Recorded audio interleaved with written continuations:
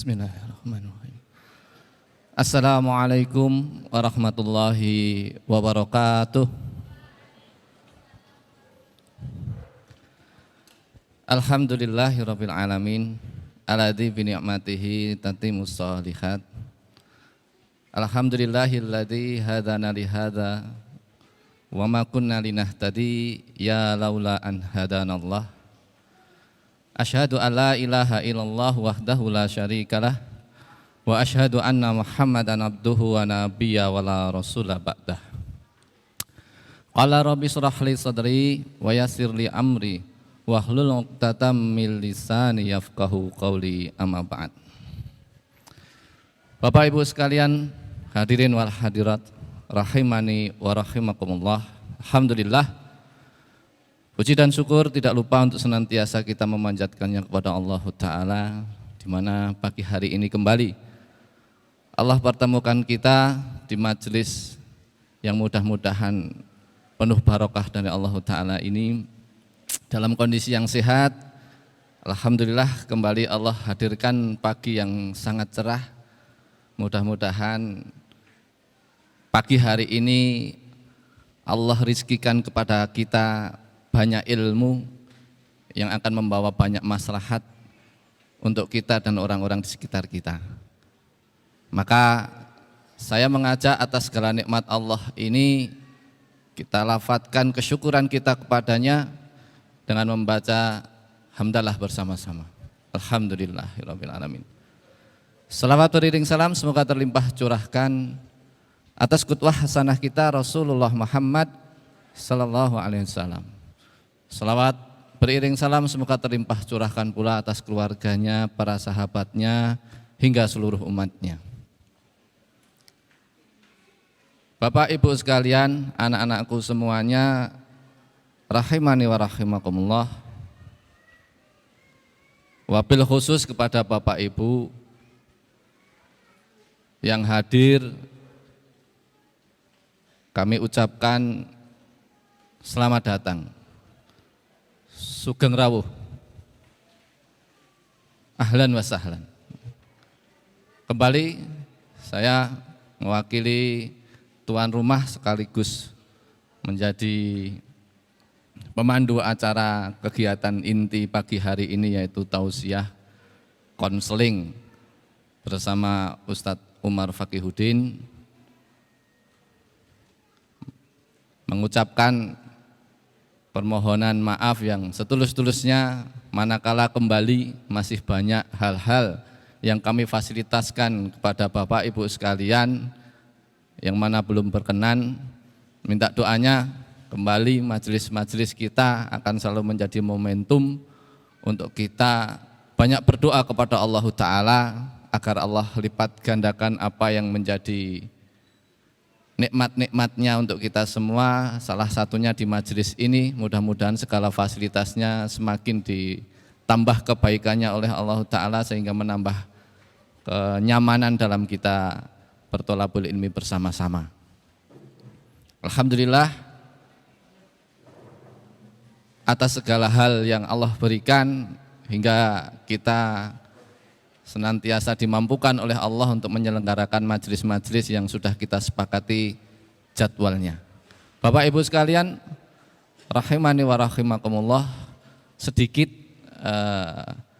rasa syukur yang mungkin akan saya share, akan saya sampaikan di forum ini, yang mudah-mudahan menjadi wasilah syukur, menjadi wasilah Allah semakin tambahkan kepandaian kita untuk bersyukur atas nikmatnya. Alhamdulillah, sebagaimana Bapak Ibu lihat kemarin saya menyampaikan bahwa sound system lama kita meletus, jebol gitu ya. Alhamdulillah ini sudah ada sound system baru, ini tidak dipinjami lagi, walaupun kebutuhannya masih kurang, karena harusnya yang kecil-kecil ini menjadi monitor di depan gitu. Dan masih ada sound yang 15 in itu satu pasang lagi, harusnya seperti itu. Tapi kembali lagi dengan apa yang sudah Allah hadirkan hari ini, itu menjadi sesuatu nikmat yang luar biasa, karena pekan kemarin kita masih meminjam gitu ya. Dan alhamdulillah sekarang ini sound milik kita semuanya yang ada di sini. Ya. Dengan segala perangkatnya, termasuk mikrofon yang saya pegang, ini juga baru. Perlu saya sampaikan agar apa? Agar menjadi kesyukuran untuk kita semuanya. Bahwa ini adalah nikmat dari Allah, menjadi alat dakwah kita bersama. Mudah-mudahan ke depan semakin Allah tambahkan nikmatnya. Sound yang kecil-kecil 12 in itu next menjadi monitor di depan sini ya. Yang stand yang sekarang ini 2 ini nanti akan kita ganti dengan yang 5 inch lagi. 15 inch. Itu harganya sekitar 14 juta satu pasangnya gitu ya. Kalau ada yang mau berwakaf silahkan 14 juta, insya Allah Jumat besok sudah ada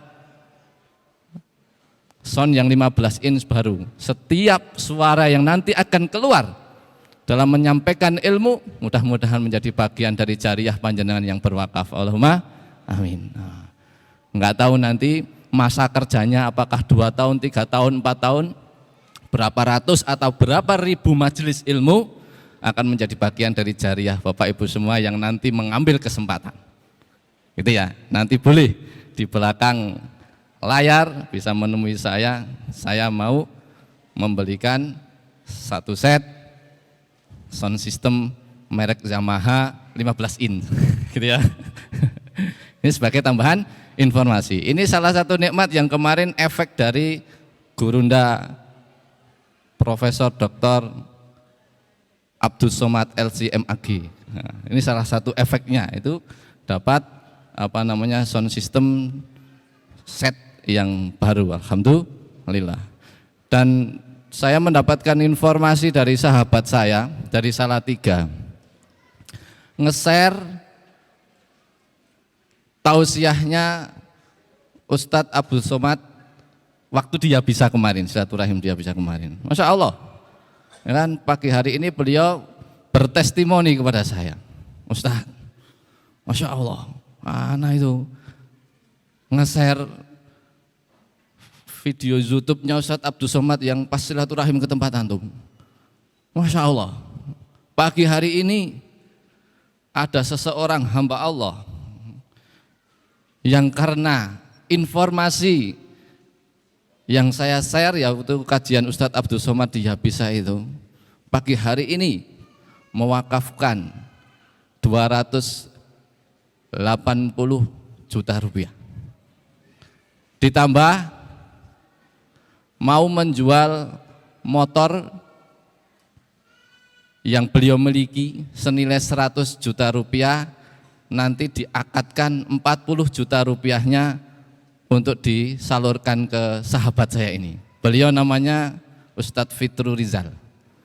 Beberapa waktu yang lalu, sekitar 2 tahun yang lalu mungkin ya, silaturahim ke tempat ini dan beliau menyampaikan kepada kami untuk melakukan ATM atas apa yang beliau lihat di Yabisa. Maka beliau melakukan copy paste Yabisa di Salatiga. Beliau sekarang punya rumah tahfidz Darul Husna. Dikatakan Darul Husna agar tempat yang beliau tempati itu menjadi tempat yang baik, karena di situ terkenal dengan kemaksiatannya di lokasi Darul Husna berdiri. Maka seringkali beliau komunikasi dengan kami dan sudah menitipkan keponakan-keponakannya di Yabisa, karena next harapannya akan menjadi kader yang bisa melanjutkan, menjalankan apa yang nanti akan menjadi ma'had tahfidz di kota Salatiga. Dan alhamdulillah sudah mulai membangun dan barusan juga mendapatkan wakaf-wakaf dan terus beliau bergerak. Hari ini banyak sekali progres. Dari 2 tahun yang lalu itu progresnya sudah luar biasa, Masya Allah. Mudah-mudahan itu juga menjadi jariah kita semua. Allahumma amin. Yang baru merintis dan insya Allah juga mau memulai aktif santrinya masuk itu di Tawangmangu, Ustadz Samsudin Umar. Itu juga alhamdulillah mengcopy paste apa yang kita lakukan di sini di daerah Tawangmangu. Dan kemarin informasi yang kami dapat sudah ada 20 santri yang siap mukim dan itu lokasinya di daerah Beruk, Tawangmangu. Semoga itu juga menjadi jariah kita bersama. Allahumma amin. Dan masih banyak lagi yang akan coba kita minta kepada Allah agar semakin banyak jariah yang bisa kita dulang bersama-sama. Hadirin wa hadirat rahimani wa rahimakumullah. Maka hal-hal yang demikian itu semoga memotivasi kita, semakin menjadikan kita tambah semangat kita untuk senantiasa mengupayakan, mengikhtiari apa yang menjadi kebutuhan kita untuk menghadap Allah Jalla Jalalah. Itu diantara testimoni yang menjadi salah satu luar biasa. Tadi Bapak yang mewakafkan tanah dan mengakadkan niat mau menjual motor tadi, itu akadnya sudah beberapa hari yang lalu. Singkat cerita, apa yang Allah langsung hadirkan kepada Bapak itu, ya kan? Beliau itu posisinya ada di dalam karantina COVID-19 di Kota Salatiga. Sekian belas kali di swab itu positif COVID. Pagi hari ini kembali dicek negatif. Itulah bukti dari Allah bahwa sedekah itu memadamkan murka Allah. Sedekah itu menolak bala, sebagaimana air memadamkan api. Sudah berkali-kali, belasan kali informasinya di tes swab itu positif COVID. Maka posisinya ada di dalam karantina di Kota Salatiga. Dan begitu beliau mengakadkan yang tadi saya sampaikan kepada sahabat saya di Rumah Tafid Darul Husna, qadarullah, mendadak jadi negatif. Masya Allah. Ini mudah-mudahan kita belajar dari kejadian ini. Mudah-mudahan kita menjaga imunitas kita, salah satunya dari wabah COVID-19 ini dengan sedekah-sedekah kita. Sepakat?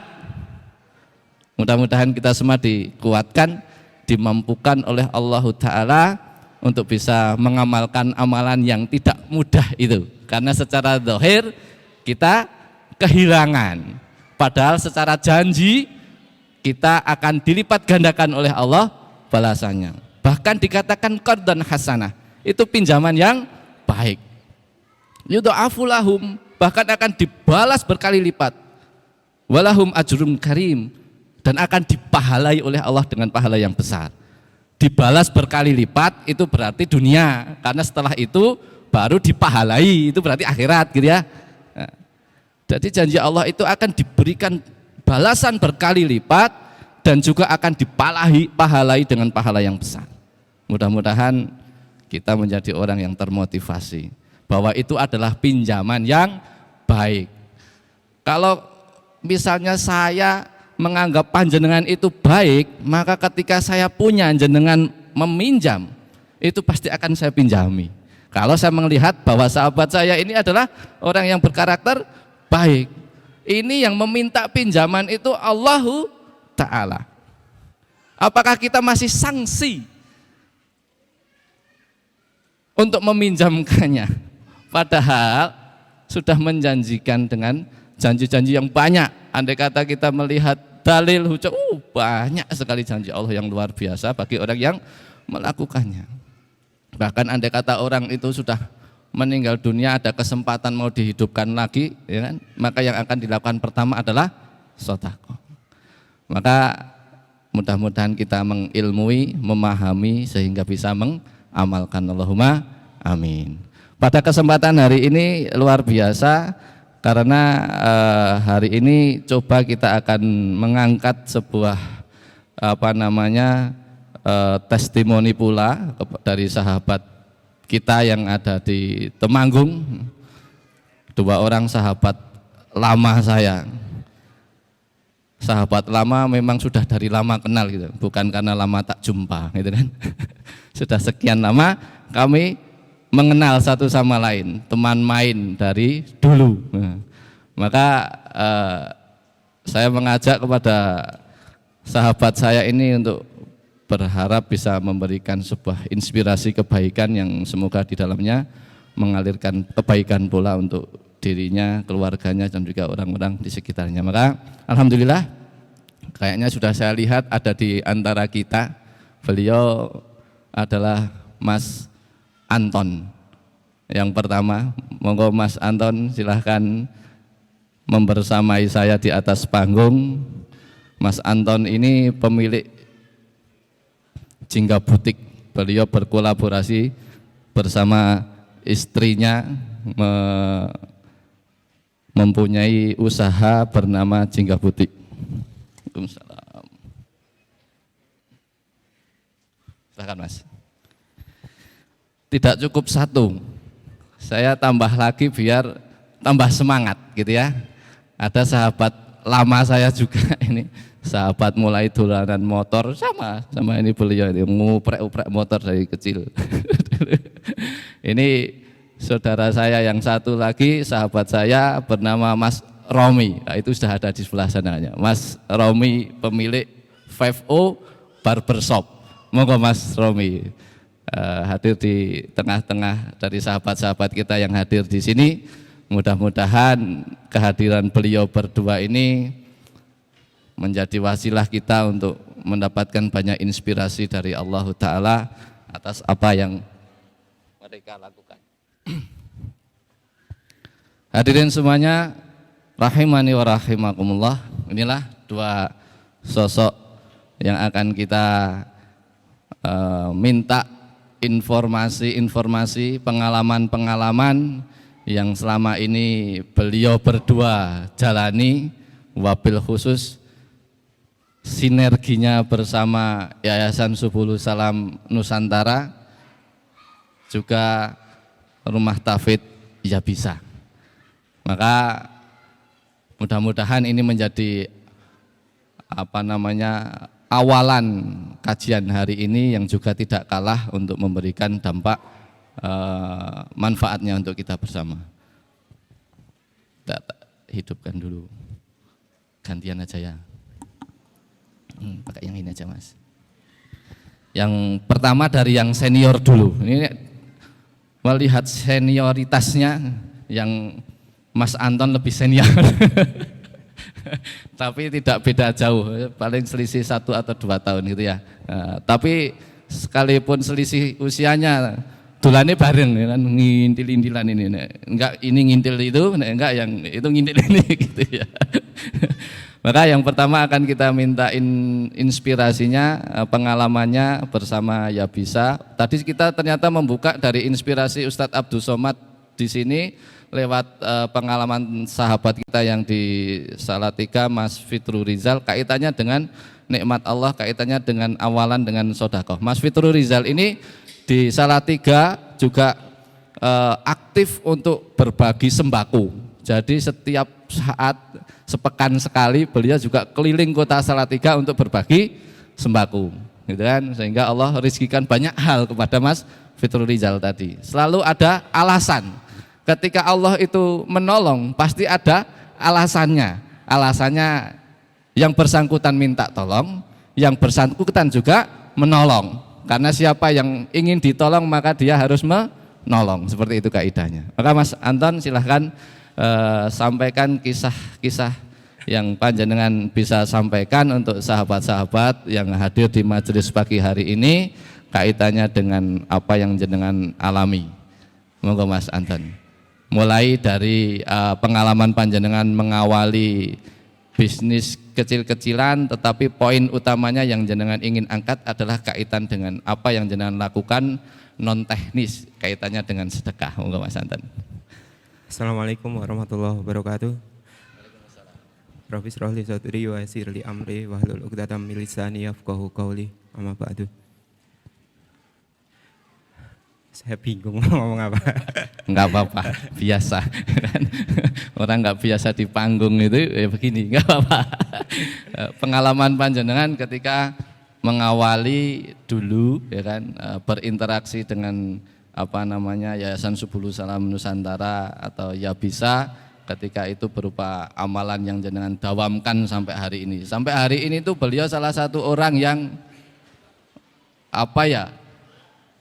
ketika ada panggilan itu yang awal terpanggil, bahkan kadang saya belum memanggil sudah terpanggil. Itu beliau. Ini Masya Allah luar biasa. Belum ada program itu sudah membuat program sendiri, itu kan beliau.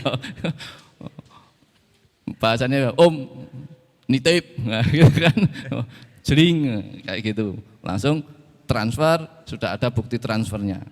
Dan biasanya jarang nolnya itu di bawah 6 itu jarang, ya kan? Biasanya 6, 7 gitu kan, nolnya itu, seperti itu. Itu yang beliau lakukan, ya kan? Apalagi sampai ada program, Masya Allah, ya kan? Itu selalu yang cepat gitu loh, menangkapnya itu cepat.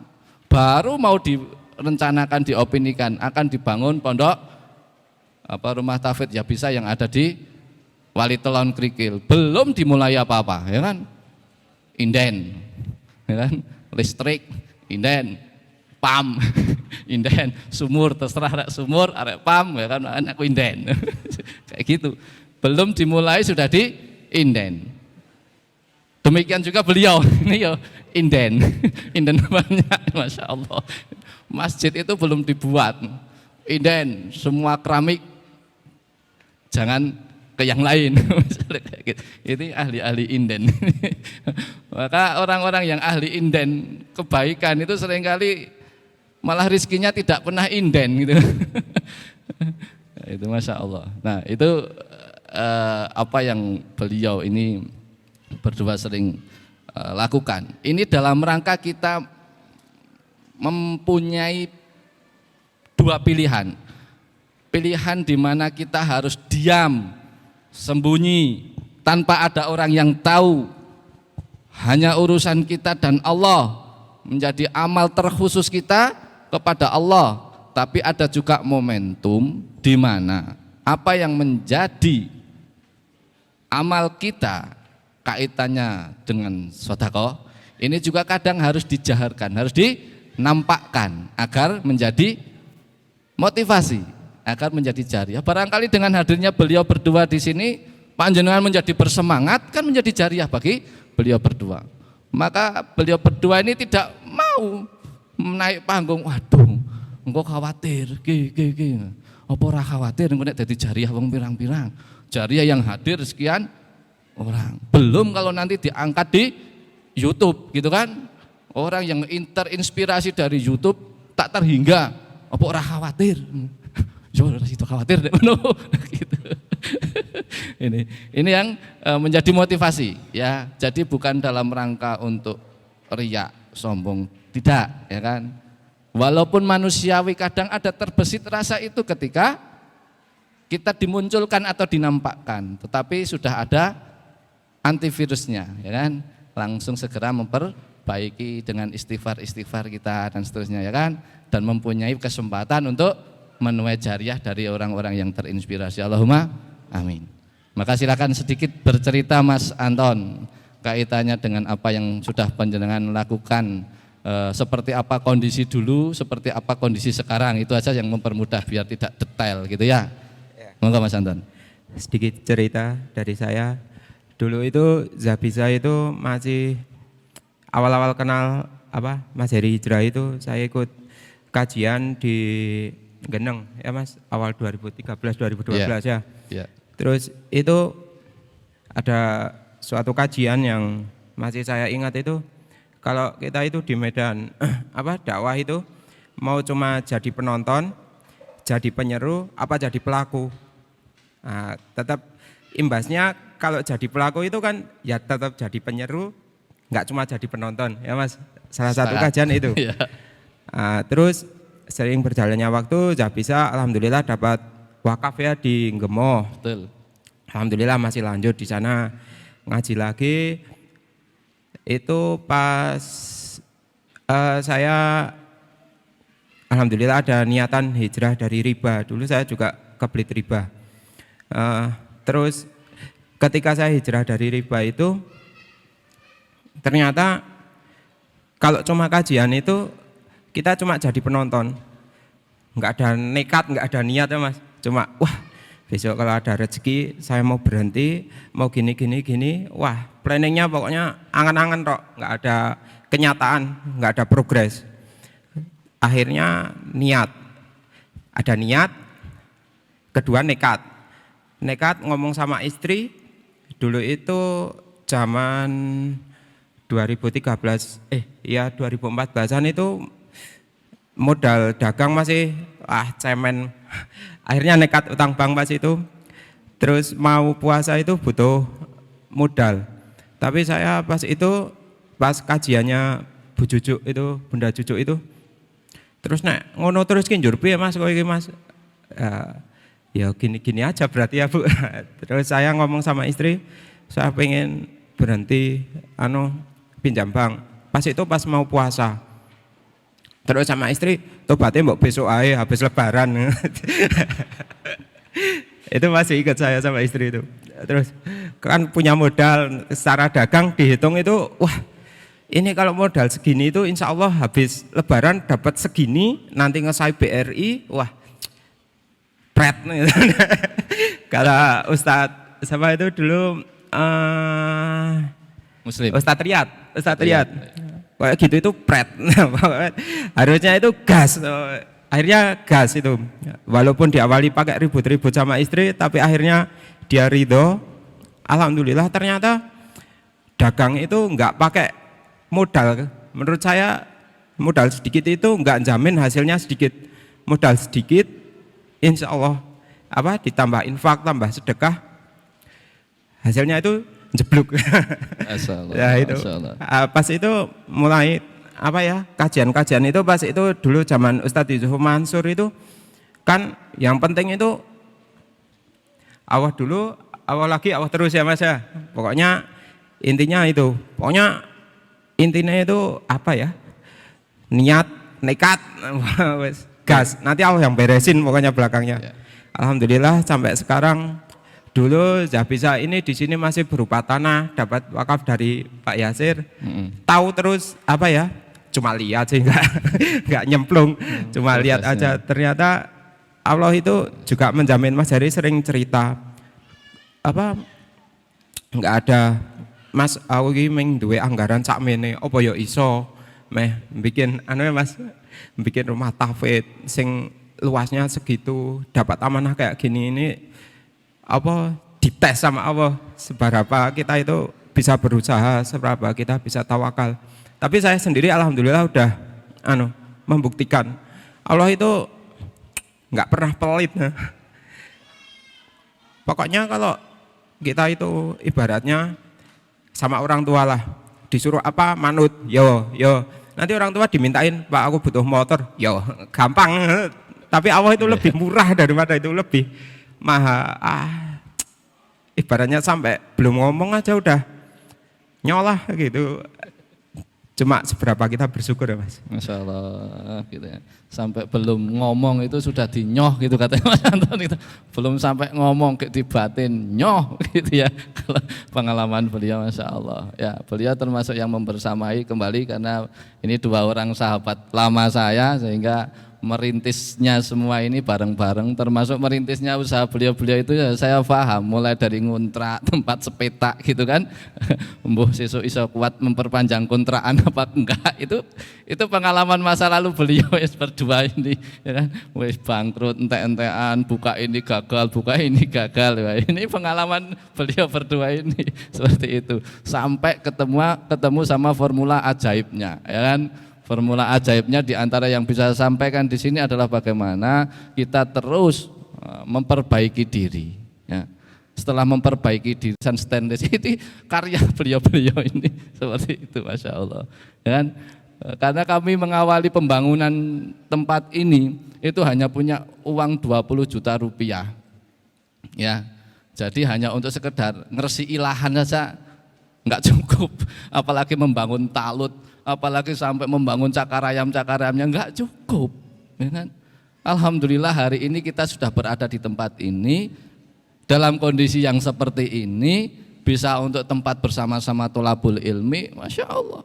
Ini dari kontribusi kita semuanya yang ada di sini. Wah itu temu sahabat lama saya Pak Amrullah itu yang memfasilitasi base camp pertama kita di Masjid Muhsin Al-Maryam Geneng yang tadi disampaikan Mas Anton, awal mulanya di Masjid Geneng lah, itu beliau takmir masjid yang memberikan fasilitas kepada kami untuk Mas nang kene wae seperti itu. Mudah-mudahan semua ini juga menjadi jariah untuk Pak Amrul bersama teman-teman di ketakmiran Masjid Muhsin Al-Maryam. Allahumma amin. Sebelahnya ini luar biasa mualaf kita yang istimewa, istiqomah, Kohleu. Wah, ini juga luar biasa. Kan wakaf itu bisa sampai cicil 10 bulan gitu ya.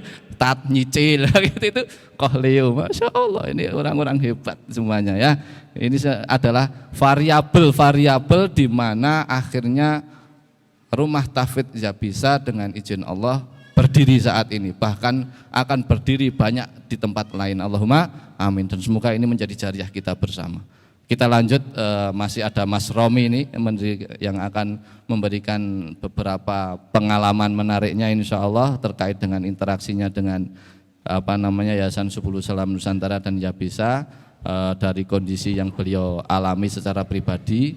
Monggo untuk disampaikan kepada sahabat semua yang hadir di sini, semoga membawa inspirasi kebaikan untuk kita semua. Monggo Mas Romi. Bismillahirrahmanirrahim. Assalamualaikum warahmatullahi wabarakatuh. Warahmatullahi wabarakatuh. Alhamdulillah ala nikmati iman, alhamdulillah ala nikmati hidayah, alhamdulillahirabbil alamin. Alhamdulillahirabbil alamin. Perkenankan untuk mengenalkan diri, nama saya Romi. Pada hakikatnya sebenarnya apa yang saya kelola, apa yang saya nikmati saat ini adalah semua titipan Allah, termasuk dari apa yang Mas Anton miliki, Mas Anton kelola, dan yang Mas Heri kemudikan, dan yang Mas Heri kuasai, itu adalah titipan Allah semua. Jadi tidak ada yang namanya ini milik saya, itu milik kamu, enggak. Semua itu punya Allah dan semua akan kembali kepada Allah. Nah, jadi gini, awal cerita saya mulai belajar untuk mandiri itu dulu kerja di kapal pesiar. Kerja di kapal pesiar, sungguh saya menjadi praktisi lapangan yang dimana saya tidak melihat ada keberkahan di situ. Karena saya menjadi budak orang yang bukan Islam, di situ menyelenggarakan kemaksiatan, menjual homer segala, dan dari situ saya berdoa, ya Allah, berikanlah saya hidayah agar suatu saat nanti bisa keluar dari belenggu kemaksiatan ini. Terus ya Allah, mampukanlah suatu saat nanti untuk saya bisa menjadi orang yang merdeka dan membawa manfaat serta suri teladan yang baik bagi orang di sekitar saya. Dan alhamdulillah pada waktu itu target saya kerja di kapal 10 tahun, ternyata di tahun kelima sudah harus berhenti. Nah, ketika berhenti, qadarullah ibu meninggal, kakak perempuan saya meninggal, dan waktu itu saking pengennya saya untuk menjadi orang yang berhasil, maka ngerentes wae ora, karena saya fokus untuk mengejar dunia waktu itu. Nah, ternyata ketika semua itu terjadi, wah, kok seperti ini saya, dan sedangkan apa yang saya dapatkan dari kapal ya tidak berwujud, semuanya hilang, semuanya nggak ada kejelasannya. Nah, ketika berhenti, alhamdulillah sering sharing dengan Mas Anton, dan saya melihat Mas Heri juga sudah mulai bangkit, mulai hijrah, dan di situ saya melihat keberkahan, kok beda ya, mereka berkecimpung di agama Allah kok dapat kemudahan. Nah, dari situ saya memutuskan beliau berdua ini menjadi guideline saya atau suri teladan yang baik untuk saya yang bisa saya contoh. Nah, ketika mulai mengaji, mulai belajar bersedekah, yang tadinya sedekah itu saya prioritaskan atau orientasikan untuk ketika saya bersedekah pasti akan dikembalikan 10 kali lipat, 20 kali lipat. Itu mindset pertama saya. Tapi seiring berjalannya waktu, mindset itu berubah menjadi semua janji Allah itu tidak akan dihianati atau tidak akan diingkari. Jadi untuk sedekah, ya sudah, itu sedekah saja sebagai ibadah untuk Allah. Jangan dijadikan, saya sholat duha biar rame usahanya, saya sedekah biar untungnya banyak. Sudah, itu janji Allah, jangan diragukan. Yang penting adalah penuhi kewajiban kita sebagai hambanya Allah, dan perbanyak intensitas kita untuk ibaratnya kalau saya sudah belajar ngobrol dengan Allah, apa yang saya inginkan, apa yang menjadi wacana saya 2-3 tahun ke depan, ya saya sampaikan, alhamdulillah ya tercapai. Jadi banyak keajaiban, banyak mukjizat yang saya dapatkan ya karena konsep janji Allah itu tidak ada yang diingkari. Sampai-sampai saat ini saya juga mengelola lebih dari 1 outlet pun tanpa mengeluarkan sedikit modal. Jadi ada beberapa partner, ada beberapa rekan kenalan saya, Mas saya mau buka usaha barbershop, gimana kalau saya minta tolong jenengan untuk dibukakan. Ya alhamdulillah sampai sekarang nggak ada yang saya mengeluarkan modal, justru malah Mendapatkan ya. mendapatkan. Sudah berapa sekarang Mas Romi? Berapa, Pak? Ada 23 outlet. Masya Allah, sekarang beliau mengelola 23 outlet. Dari mengawali 1 outlet di depan SMA Negeri 1 Temanggung di Jalan Kartini, 1 outlet dalam kondisi yang sudah tidak punya spare modal lagi waktu itu kalau cerita sama saya, Masya Allah. Tapi dengan apa yang menjadi amal-amal beliau, ikhtiar-ikhtiar beliau, Masya Allah hari ini ada 23 outlet di 5 atau 6 kota gitu ya. Lanjut Mas Romi. Nah, alhamdulillah, jadi ketika kita niatkan suatu pekerjaan itu bukan hanya untuk mencari masalah dunia, akhirnya ya yang saya rasakan kok banyak manfaat yang orang sekitar juga dapati, tetangga-tetangga juga dapati. Yang utama adalah turut serta berperan dalam memperjuangkan agama Islam ini. Jadi dalam medan dakwah juga ada hujah nanti. Oh ya. Ada hujah nanti ketika di akhirat ditanyakan, kamu saya titipi rezeki sekian ini, peran kamu di dunia selama di dunia itu apa? Ya alhamdulillah semoga menjadi hujah dan semoga teman-teman penghafal Al-Quran di sini, anak-anak di sini ketika mereka nanti di akhirat dihisab bisa masuk surga, saya ditabik insya Allah. Jadi orientasinya lebih ke situ. Jadi untuk masalah dunia itu hanya bonus sebenarnya, dan semua itu akhirnya hanya titipan. Mas Heri ini titipan, kalau diminta lagi pasti boleh, Mas Anton pasti juga boleh diminta lagi. Jadi kenapa harus pelit ketika Allah menjanjikan minimal 10 kali lipat, itu minimalnya. Kalau maksimalnya mau 1000 kali lipat, 10 kali lipat itu kehendak Allah. Jadi ya itu dengan sedekah mungkin kita bisa menjaga iman kita, bisa sebagai wasilah kita dipertemukan dengan orang-orang soleh, mendapati ilmu yang baru, menjadikan kita lebih istiqomah karena merasakan secara langsung itu balasan dari Allah. Mungkin kurang lebihnya seperti itu, Mas. Insyaallah jazakumullah khairan katsiran kepada Mas Romi yang telah menyampaikan pengalaman-pengalaman pribadinya. Mas Anton luar biasa. 2 sahabat ini beda konsep tapi sama di dalam rezeki, gitu ya. Karena konsep apapun muaranya kepada rizki, kalau itu urusannya dengan usaha atau bisnis. Nah, beliau ini passionnya ekspansi, ya kan, buka cabang sana. Kalau beliau enggak, ya kan. Aku si jiwa nama gak repot itu nek Mas Anton, maka beda tipikal ini, tapi tipikal yang berbeda sama di dalam rezeki, itu masalahnya loh. Yang enak itu arek carane kepiye wae ora masalah, ya kan. Tapi poinnya adalah rezeki. Mbok siji rezekine ora kalah sama yang banyak, itu loh masalahnya. Padahal yang kita minta itu kan rizki gitu kan, untuk jalan ibadah kepada Allah gitu kan. Beliau ini 1 outletnya, tapi ya ono cara liyane juga, wah online misalnya gitu kan. Wah, resellernya mungkin di banyak tempat begitu. Kalau jualannya hanya di rumah, lantai 1 dijadikan toko, lantai 2 dijadikan tempat tinggal. Enak kerjane nang omah seperti itu kan. Tapi ya rezekinya ora kalah seperti itu. Wis ngono kerjaannya jalan-jalan, Masya Allah ya kan, ngontel, nyepeda ya kan, kayak gitu itu salah satu hobinya ngontel nih istighfar terus. Ayo tadi telan rezeki kan, astagfirullah. Setiap putaran roda itu istighfar terus kan.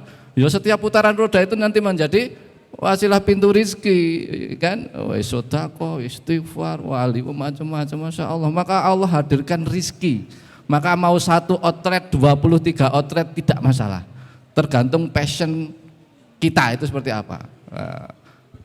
Yang penting itu menjadi wasilah. Ketika memang 1 outlet kok tenagaku bisa kurang, bisa turah okeh ya kan, amal soleh kurang iki, ora ono trek kan luar kota iki ya, mungkin passionnya beliau gitu kan, maka ngetrek menengok cabang yang di Semarang ya kan, sambil beristighfar nyetir kendaraan gitu kan. Nah, jadi jalan ibadahnya banyak, safarnya jadi lebih banyak, doa-doa di jalan lebih banyak, wah mustajabah ya kan. Maka ada kebaikan masing-masing ya kan.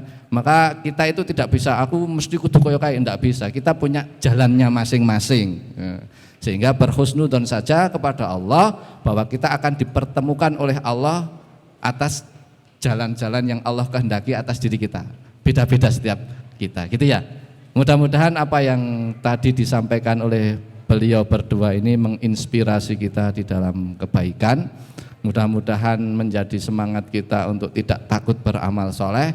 Wabil khusus amalan yang tidak mudah untuk dilakukan. Salah satu yang kita upayakan di yayasan ini untuk terus menginspirasi dan memberanikan untuk menginspirasi dalam kaitannya dengan amal sodako. Karena ini amalan yang memang tidak mudah. Kalau tidak ada sebuah lembaga dakwah yang berani, ya kan, mensosialisasikan setiap program sodako, khawatirnya nanti umat tidak menjadi ahli sodako, itu yang jadi masalah.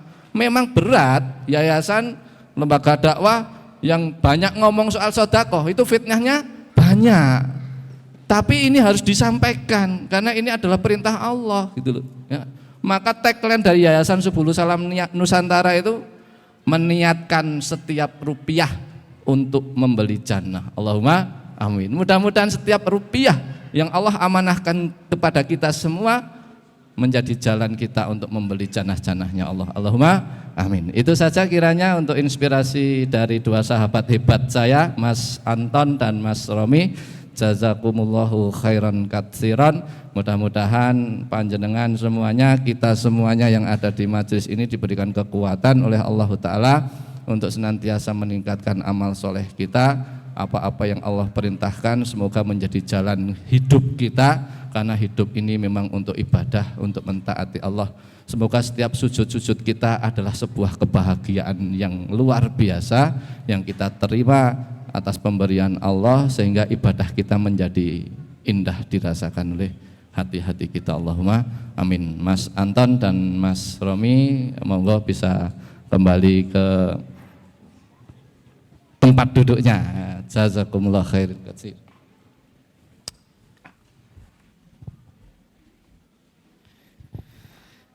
Alhamdulillahirabbil alamin. Bapak Ibu semuanya, rekan-rekan yang hadir di majelis ini, mudah-mudahan waktu-waktu yang akan datang kita bisa terus menghadirkan inspirator-inspirator untuk kita. Sepakat ya? Semoga dengan hadirnya inspirasi-inspirasi dari sahabat-sahabat yang ada di antara kita menambah motivasi untuk kita. Oh, ternyata ya ora kudu ustad gitu kan. Enggak harus. Tapi masing-masing kita harus mempunyai sebuah niat untuk menjadi penyampai risalah Allah. Apakah itu sudah disebut mas, apakah itu sudah sampai disebut kategori ustadz atau bahkan kiai, yang penting setiap kita itu menyampaikan seperti itu. Alhamdulillah hari ini kita mendapatkan inspirasi dari 2 sahabat kita, dan kita akan memasuki acara selanjutnya, konseling bersama gurunda kita Kiai Haji Ustadz Umar Faqihuddin. Kepada beliau mohon untuk bisa hadir di atas panggung atau mimbar untuk memberikan ilmunya kepada kita semua yang hadir di majelis ini.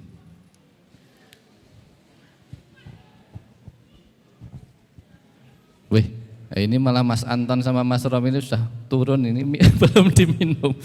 Kelewatan. Tak minum dulu berarti saya. Bapak Ibu monggo silahkan diminum minumannya, yang sudah bawa, yang belum bisa ambil di tempat panitia. Mohon izin saya untuk minum dulu.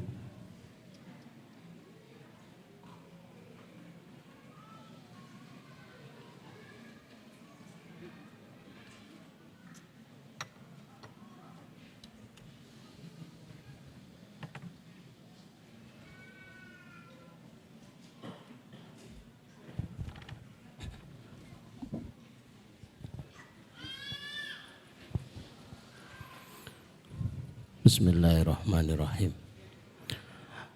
Assalamualaikum warahmatullahi wabarakatuh. Waalaikumsalam warahmatullahi wabarakatuh. Alhamdulillahi rabbil alamin. Wassalatu wassalamu ala ashrafil anbiya'i wal mursalin wa ala alihi wa ashabihi wa man tabi'ahum bi ihsanin ila yaumiddin. Asyhadu an la ilaha illallah wahdahu la syarikalah wa asyhadu anna Muhammadan abduhu wa nabiyuhu wa rasuluh la nabiyya wa la rasula ba'dah. Allahumma asrah sudurana wa tazawwas an sayyiatina wahab lana fahmal anbiya'i wal mursalin wahab lana fahmas salafus salih. Allahumma anfa'na bima 'allamtana wa 'allimna ma yanfa'una wa zidna ilman wa na'udzubillahi min ahwali ahli nar. Rabbi shrah li sadri wa yassir li amri wahlul 'uqdatam min lisani yafqahu qawli. Rabbi zidni ilma. Subhanaka la ilma lana illa ma 'allamtana innaka antal alimul hakim. Rabbana atina min ladunka rahmah wa hayyi' lana min amrina rasyada. Amma ba'd. Bapak Ibu yang semoga dirahmati Allah, semoga dicintailah Allah Subhanahu wa taala dan semoga dibarokailah Allah Subhanahu wa taala. Ayyuhal ikhwah, saudara-saudaraku sekalian yang semoga dirahmati Allah. Saya tidak akan menambah testimoni gitu, karena sudah ada 2 yang testimoni. Dan kita bersyukur melihat orang-orang sukses itu bersyukur. Mudah-mudahan kenikmatan itu banyak terkopi pada kita sekalian. Bapak Ibu yang dirahmati Allah, setelah kita mendapat suguhan nasihat, awal kita sudah disuguhi ayat demi ayat, suasananya berbeda gitu ya. Setiap ayat yang dibaca maka akan menjadi tempat yang singgah dari para malaikat yang selalu berkeliling mencari di mana di situ ada kaumun, sekumpulan orang yang kemudian membaca ayat-ayat Allah. Malaikat ini namanya sifaroh. Jadi malaikat yang sengaja mencari-cari siapa-siapa yang membaca kitabullah. Syarat untuk malaikat hadir di sebuah tempat adalah dibacakan ayat-ayat Allah. Maka toko, tempat jualan, kalau pengen didatangi banyak malaikat, ya dibacakan ayat-ayat Allah. Bukan depan pintunya digantungi tulisan ayat kursi apa-apa. Itu tidak jaminan malaikat datang. Lah kalau ayat yang dibaca jaminan malaikat datang. Malaikat apa? Apakah malaikat yang khusus mendoakan agar laris? Enggak. Jangan salah paham begitu ya. Saya sudah baca Quran kok gak laris-laris. Yang diundang bukan malaikat yang membuat laris. Malaikat yang mencatat bacaan Quran kita dan memintakan ampun kita. Kalau yang pengen diundang oleh Bapak Ibu di warung tempat usaha itu malaikat khusus, cara ngundangnya adalah cukup ngambil uang dimasukkan di kotak infak. Mayusbihul ibad, tidak berlalu waktu subuh sampai paginya. Kecuali ada malaikat yang memang sengaja dikirim khusus mendoakan mereka yang bersedekah. Ati munfiqan khalafan. berikan yang berinfak pagi ini ganti. Jadi itu bergaransi karena yang mendoakan malaikat. Sebenarnya hadisnya ada 2, tapi yang terkenal itu sedekah pagi. Hadis yang kedua justru sedekah sore. Yang sedekah sore enggak begitu tenar. Kenapa enggak begitu tenar? Karena kotaknya enggak ada. Tak sedekah pagi, sedekah subuh. Kita belum buat kotak sedekah sore gitu ya. Besok berarti bisa kita rilis. Oh bisa gitu ya. Sedekah sore, sedekah pagi. Nanti sedekah Jumat, khusus Jumat saja gitu ya. Saya seneng kalimatnya Mas Anton, butuh dibuatkan sedekah ndredeg gitu ya. Sedekah ndredeg itu enggak usah pakai apa itu kotak, cukup nota kosong gitu ya. Kwitansi kosong yang bikin kira-kira ndredeg gitu ya. Motor kok orang ndredeg gitu ya. Mobil ya orang ndredeg. Sertifikat rumah, lah pun ndredeg tenan. Lah itu berarti bener itu ya. Biar betul-betul kita itu bisa merasakan luar biasa sensasi mentaati Allah Subhanahu wa taala. Kalau kita itu tidak mencari nikmat di dalam taat, nanti pencariannya itu dalam hal maksiat. Tidak bisa tidak. Pilihannya cuma 2, tidak ada tengah-tengah. Kalau kita tidak mendapatkan nikmat dengan taat, mencari-cari pelampiasan itu pada hal maksiat. Kalau iya itu bilah mindalik. Tapi informasi pentingnya Bapak Ibu kita nggak bahas ini gitu ya. Karena tema kita sudah tertulis. Ya, super family. Ada beberapa tema. Pagi ini kita akan bahas super family, menjadikan keluarga itu menjadi kekuatan tim. Awalnya dari surat Al-Asr. Bapak Ibu monggo ditulis surat Al-Asr. Saya tidak suruh membaca surat Al-Asr pada kesempatan pagi hari ini, kalau dibaca alamat pamit. Karena saya dulu kalau sekolah mau selesai pelajaran itu mesti wal asri innal, berarti wis pamit. Nek dibaca bareng-bareng pamit bar gitu ya. Wah ini baru mulai kok. Tapi memang yang dibahas itu di mana Al-Imam Asy-Syafi'i rahimahullahu taala atas kedalaman dan kefahaman beliau yang luar biasa menyimpulkan andai kata Al-Qur'an tidak turun kecuali 1 surat ini saja, niscaya mencukupi. Itu kalau bukan orang yang ahli betul itu susah itu memahaman. Saya baca ulang, di mana letaknya itu? Setiap manusia dalam kerugian.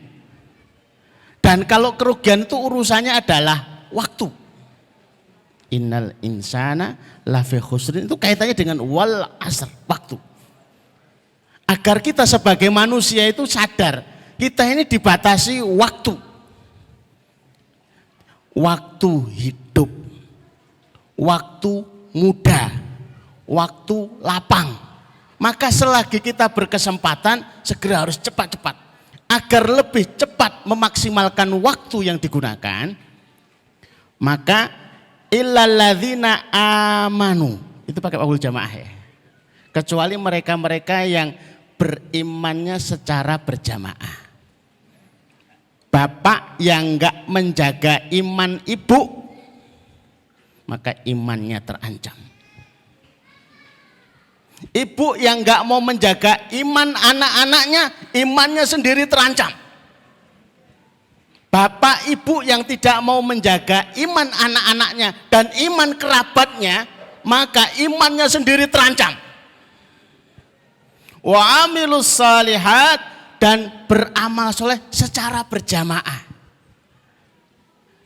Kalau kita tidak mengingatkan, yuk menginspirasi, menginiasi untuk beramal soleh, amal soleh kita sendiri itu terancam. Kenapa harus dihadirkan orang-orang saleh, orang-orang hebat? Agar kita itu punya teladan, kita itu punya rambu-rambu, kita punya orientasi. Oh ternyata sudah ada yang menempuh jalan ini. Kalau kita tidak suka menasehati dan tidak suka dinasehati, habis. Karena Rasulullah menyebutkan ad-dinun nasihah. Seluruh yang ada di dalam agama ini semuanya adalah nasihat. Maka kalau seseorang tidak siap menasihati, tidak siap dinasihati, yang terancam agamanya. menasihati untuk benar apabila ada kesalahan, dan menasihati untuk sabar kalau kita di atas kebenaran. Itu terus begitu ya. Yang kita angkat bagaimana kekuatan berjamaah dalam sebuah komunitas kecil bernama keluarga itu menjadi kekuatan yang akan mengangkat beban-beban, minimalnya beban keluarga, lebih luasnya adalah menjadi manfaat karena menjadi teladan bagi orang-orang sekitarnya agar doa itu terjawab.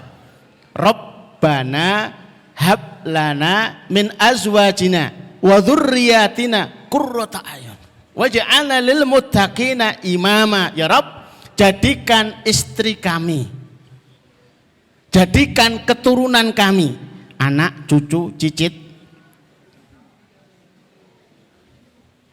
jadikan mereka ini menjadi tim kami dalam taatnya kepadamu ya Allah. Itu membuat sejuk pandangan kami. Kalau kita tidak dibuat sejuk pandangan kita karena sholatnya anak-anak kita, ngajinya anak-anak kita, terlambat nanti Bapak Ibu. Sejuknya mata kita itu nanti ngelihat anak-anak kita itu ganteng, good looking gitu ya,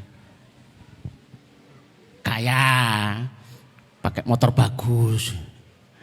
Kita tuh jadi salah gitu loh ya. Saya tuh seneng anak saya, kenapa? Ganteng, pinter. Padahal semestinya orientasi itu kita luruskan. Bahagianya kita itu kalau anak-anak kita taat. Wa ja'alna lil muttaqina imama, jadikan kami bagi orang-orang beriman, orang-orang bertakwa itu menginspirasi, menginiasi, kalau keluarga kemudian bisa di copy paste banyak. Maka pagi ini kita hadirkan bagaimana cara menjadikan keluarga itu menjadi keluarga takwa yang bisa diberdayakan sehingga berdaya, punya tenaga, punya power, sehingga punya formula di dalam sebuah keluarga setiap masalah-masalah yang ada. Inspirasinya justru pada ayat terakhir yang diturunkan kepada Rasulullah. Al-yauma akmaltu lakum dinakum wa atmamtu alaikum nikmati wa raditu lakumul islam madina. Hari ini aku telah sempurnakan agama bagi kalian dan aku sempurnakan nikmat atas kalian. Maka orang yang paling sempurna nikmatnya adalah orang yang paling sempurna agamanya. Menikah, berkeluarga itu untuk menyempurnakan separuh. Para bujangan kok mengaku sempurna hidupnya, saya ragu. Mesti itu adalah pengakuan semu. Lawang dalilnya jelas kok. Kalau berdoa sendiri, qiyamul lail sendiri, sedekah belum dibalas ya, merenungi nasibnya sendiri gitu ya. Kalau berdua kan sudah ada yang menenangkan dan lain sebagainya. Jadi formula itu, masya Allah. Bagaimana agar sempurna agamanya? Kalau menikah itu faqad istakmala nisfatin, separuh agamanya sempurna, separuhnya lagi itu ditutup dengan takwa kepada Allah Subhanahu wa taala. Falyattaqi fimal baqi. Sisanya adalah bertakwa kepada Allah Subhanahu wa taala. Tiba-tiba ada hadis Rasulullah yang menjelaskan kepada kita, as-salatu imaduddin. Ibarat sebuah bangunan din ini, yang bangunan din ini itu tiangnya saja, itu adalah salat. Man aqamaha, siapa-siapa yang menegakkan salat, itu tegak tiang bangunan dinnya. Berarti tegak kesempurnaan nikmatnya. Man hadamaha, siapa yang merubuhkan tiangnya agama, berarti salat. Maka hadamaddin, agamanya akan roboh. Seiring dengan robohnya agama, nikmatnya hilang. Ternyata sholat punya peranan yang begitu dahsyat. Maka diingatkan pula di surat Toha ayat 132, wa'mur. Itu sudah instruksi loh ya. Wa'mur pakai fi'il amr, perintahkan ahlaka bis shalah, keluargamu untuk sholat. Rasulullah itu kalau malam menjelang subuh itu masih mengunjungi rumah putrinya. Bunda Fatimah itu menikah dengan sahabat Ali. Dua-duanya itu solih dan solihah, bahkan hebat luar biasa. Itu tiap malam itu masih disapa. As-sholah, as-sholah. Sebenarnya cara membangunkan ya pakai passwordnya ini saja. Karena kalau password yang lain timbul masalah. Kalau cuma as-sholah, as-sholah itu enggak masalah gitu ya. Tapi kalau pakai tambahan nada itu jadi masalah. Sholat, nah itu masalah gitu ya. Sholat turu wae. Nah, itu jadi masalah. Cukup sholat, sholat, sholat, sholat gitu aja. Ternyata sudah ada passwordnya as-sholah, as-sholah, tidak ada tambahan. Jadi mantu, anak, tambahan itu jadi masalah. As-sholah, as-sholah. Wastobir alaiha. Kalau kita mulai mengajak keluarga sholat, itu harus diimbangi dengan stok sabar yang berlebih. Digugah, pindah, turu meneh. Digugah, pindah meneh, turu meneh. Masalahnya kalau yang bangunkan itu istri. Mudah-mudahan Allah merahmati istri. Yang bangun malam untuk tahajud terus bangunkan suaminya. Kalau enggak bangun, tangannya dicelupkan di air, terus diciprati. Biuk, biuk, biuk. SOP-nya begitu, Bu, nggih. Bukan pakai gayung, tangi. Apalagi ember. Turu biur. Kalau masih biuk, biuk, ini istri yang dirahmati Allah, bukan istri yang durhaka kepada suami, enggak. Wani karo bojone. Dalam hal ini dibolehkan gitu ya. Begitu pula ada sebaliknya, mudah-mudahan Allah merahmati para suami yang bangun malam terus bangunkan istrinya. Bangunkan untuk apa? Sholat, Pak. Kalau ndak bangun baru tangannya dicelupkan di atas kemudian biuk, biuk, biuk. Sama, nggak boleh pakai gayung. Biuk, siji, loro. Biyen zaman nikah orang siraman. Cukup ini biuk, biuk, biuk. Itu dirahmati Allah loh ya. Keluarga yang romantis itu yang kayak begitu itu. Ora kudu piknik neng pantai. Kuliner di sana boros itu.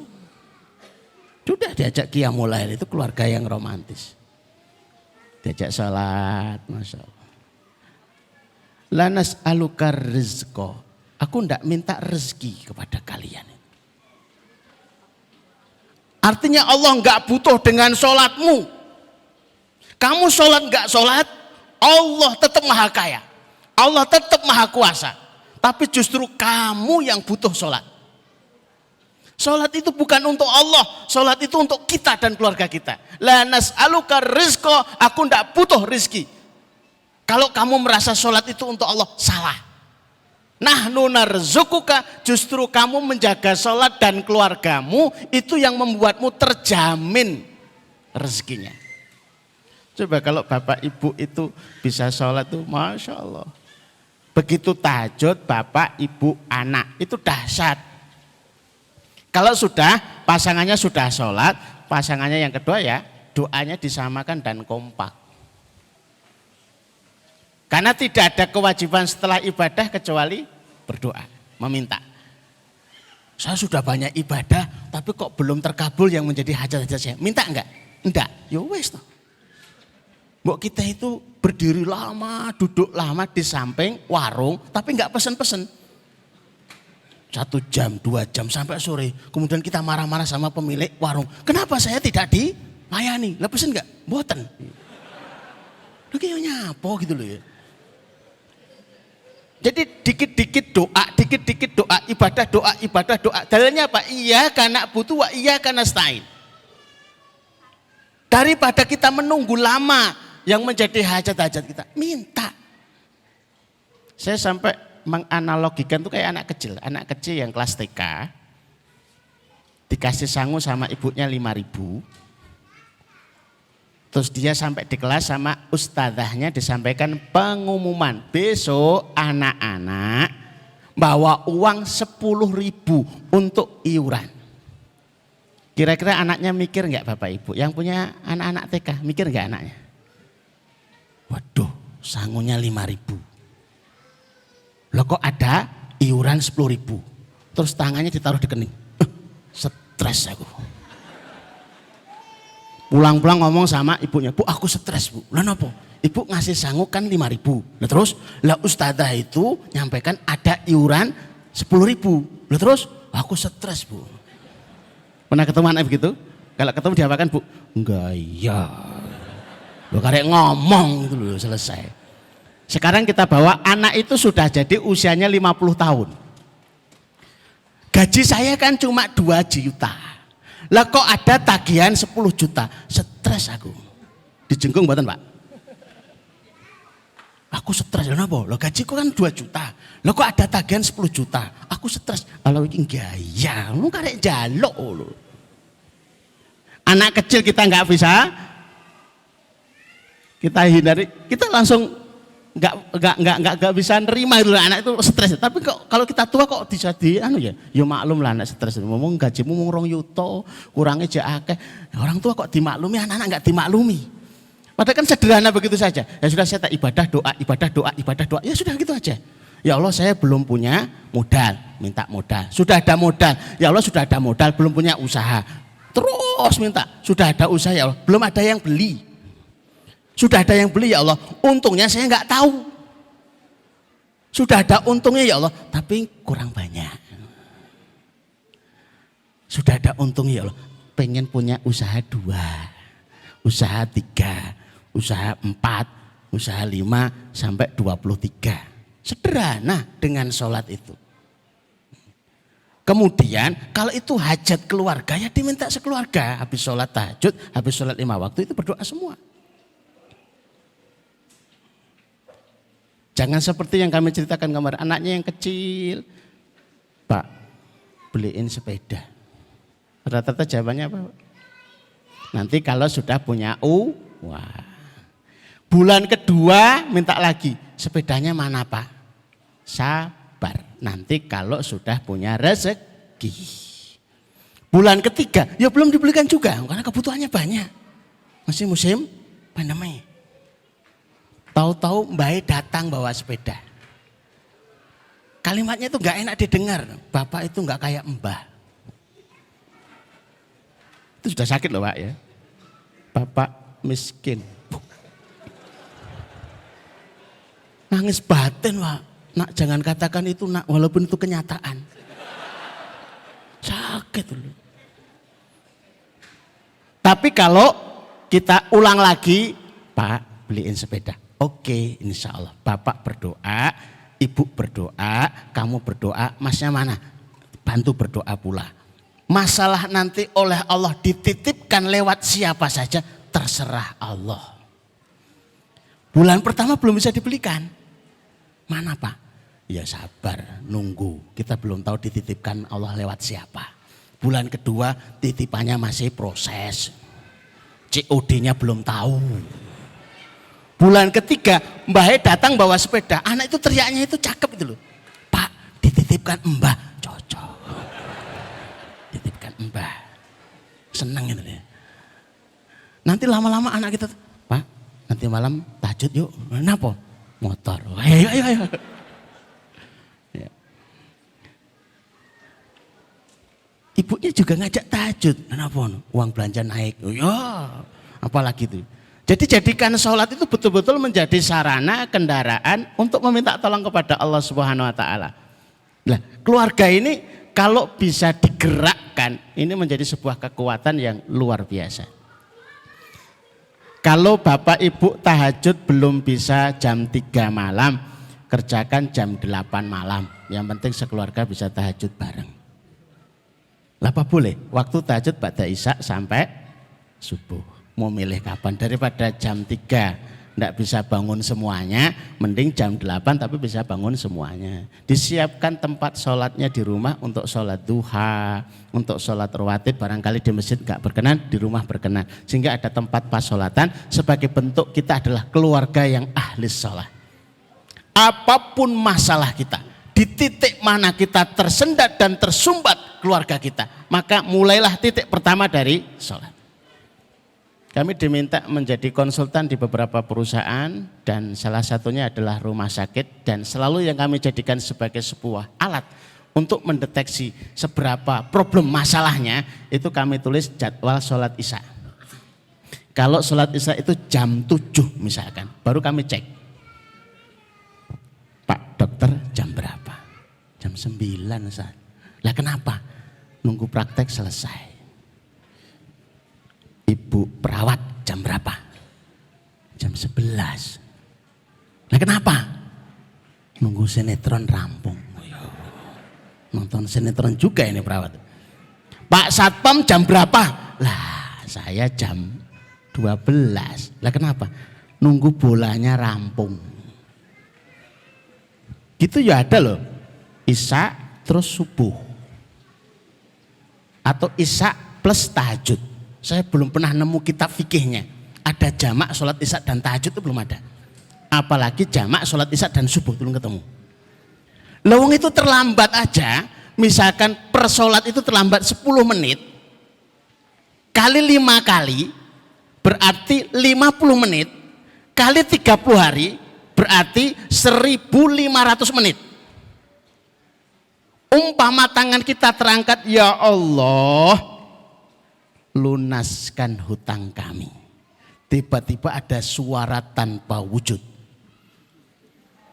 Insya Allah 1500 menit kemudian. Jengkel enggak? Anak saya sakit, ya Allah sembuhkan. 1500 menit kemudian. Loh kok lama banget? Loh, kamu ya nunda-nunda. Itu kalau 10 menit. Rombongan ibu-ibu satu mobil dari Solo datang ke tempat kami. Ada yang tanya, Ustadz, kenapa ya anak-anak kami itu kok bandel? Biasanya kalau anak-anak bandel itu ibunya bandel. Enggak Ustadz. Oke, kita cek. Kalau duhur jam 12, jenengan dipanggil hayya ala sholah, datangnya berapa menit kemudian? Lah, ya kadang jam 1, kadang setengah 2, itu bandel enggak? Bandel. Sesuai kan? Ya sesuai. Coba kalau dipanggil langsung datang, dipanggil. Anaknya dipanggil juga datang. Begitu. Kalau diteruskan panjang penjelasannya, karena ini adalah konseling bersama, masalah keluarga kita berbeda-beda walaupun ada yang sama. Maka saya cukupkan sudah 30 menit kalau dari kejauhan itu ya. Enggak tahu kalau dekat. Ternyata jamnya enggak cocok, enggak gerak-gerak itu dari sana. Dia aman. Monggo Bapak Ibu kita sharing bareng, kita mengurai problem-problem keluarga kita, dan kita mulai dari sholat dulu. Nanti kita teruskan kepada bagaimana membaca Quran dalam keluarga, bagaimana bersedekah di dalam keluarga, bagaimana berdoa di keluarga yang lebih kuat lagi. Setapak demi setapak, sehasta demi sehasta masalah-masalah kita urai sehingga keluarga dunia ini betul-betul akan mengantar kita menjadi keluarga surga insya Allah. Demikian Bapak Ibu, saya kembalikan kepada pembawa acaranya gitu ya, moderatornya, biar nanti mic-nya disiapkan biar kalau Bapak Ibu ada yang mau bertanya dikonsultasikan, monggo silahkan.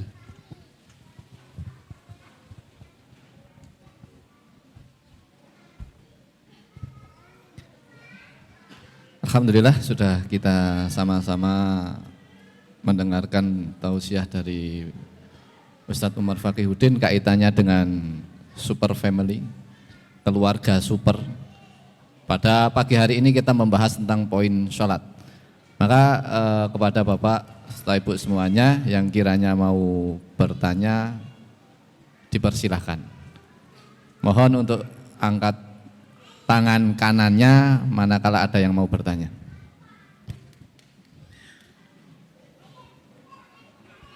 Ada yang mau bertanya kaitan dengan materi sholat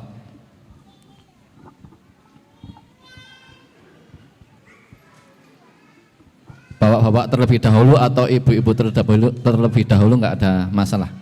Angkat, itu ada ibu-ibu di belakang yang mengangkatkan tangan. Monggo panitia untuk memberikan pengeras suaranya.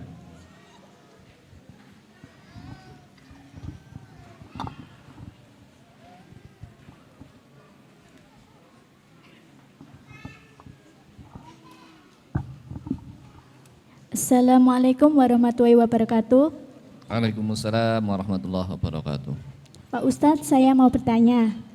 Nama saya Ella dari Banyutarung Temanggung. Di sini saya mau bertanya, bagaimana Pak Ustadz kalau cara anak sebagai anak itu menasihati kepada orang tua agar mau sholat. Kadang kalau misalnya saya mau nasihati orang tua itu kadang sok marah-marah gitu kalau misalnya berkaitan dengan sholat. Terima kasih. Wassalamualaikum warahmatullahi wabarakatuh. Waalaikumsalam warahmatullahi wabarakatuh. Pertanyaan dari Mbak Ella dari Desa Banyutarung. Pertanyaannya, bagaimana caranya menasihati orang tua? Yang mana kondisi orang tua seringkali marah ketika dinasihati perkara sholat. Tafadhol Ustaz. Bapak Ibu yang dirahmati Allah, referensi untuk keluarga yang super itu justru banyak ditemukan di kisah keluarga Ibrahim alaihissalam. Maka doanya juga banyak di situ, termasuk doa membangunkan anak. Panjenengan yang merasa sudah lelah bangunkan anak, praktekkan kalau bangunkan anak itu didoakan dulu. Rabbi ja'alni muqimas shalah wa min dzurriyyati rabbana taqabbal doa. Sudah didoakan baru dibangunkan. Lama-lama itu disentuh aja udah bangun itu. Terus didoakan, habis sholat didoakan, waktu sujud didoakan, sebelum salam didoakan. Nanti lama-lama panjenengan yang gantian dibangunkan anak. Baru mau dibangun, wes tangi yo. Kok jadi lebih duluan itu? Itu untuk anak. Saya sudah nunggu-nunggu pertanyaannya yang ini Bu. Loh kok jenengan malah tanya nek bapake sing gugah angel piye gitu loh. Waduh, iki kudu nganggo jurus yang lain begitu ya. Itu sudah diminta terus. Kalau jurus kami ya tetap pakai doa. Sholat dulu yang kira-kira sholat itu dekat dengan bapaknya. Sholat malam dekat dengan bapaknya. Terus berdoa setelahnya mendoakan bapaknya. Suaranya agak dikeraskan. Ya Allah, bapak saya ini dibilangin untuk sholat susah ya Allah. Kalau dibilangi marah-marah ya Allah. Nah, itu kalau bapaknya itu setengah tidur setengah enggak itu, waduh dilapor kayak gini. Ya begitulah. Karena kalau kita ngomongin orang tua kita, bener pun salah. Pinter pun goblok. Profesor itu goblok di depan ibu, iki ngerti apa? Profesor di depan ibu iki dianggap goblok loh. Ibu itu SD enggak lulus. Ya ngono wis manut wae. Iki ngerti apa? Mboten ngertos napa-napa. Kowe mbiyen ku nek dene tak gendong nggih. Iki salah oh nggih. Tapi malam itu didoakan. Saya hanya memakai metode yang seperti itu. Kalau tidak, kalau kita harus menasihati orang tua, jangan menasihati dengan gaya orang yang di atas beliau atau gaya guru. Pak, tak omongi Pak, mestinya bapak itu begini, orang gelem sholat rokok. Nah, itu jadi masalah gitu. Apalagi kita masih kecil gitu ya. Ya wis nek sesuk rasa mangan. Ya ngono to Pak. Wis damai. Ya jadi masalah. Kalau nasihat itu pakai cerita, kalau anak kepada orang tua kepada itu cerita. Tadi saya itu ikut kajian, terus ceritanya begini loh. Orang yang tidak sholat itu matinya susah. Ceritanya begitu Pak. Saya cerita loh ya, bukan nyindir loh ya, maaf bukan nyindir loh ya. Wah tapi ya kroso gitu. Ini cerita punya maksud ini ternyata.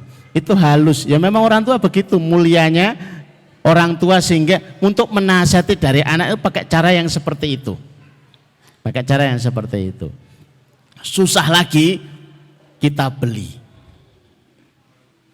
Masukkan uang di kotak infak masjid atau di kotak infak yang kita biasa infak. Ya Allah, aku beli hidayah.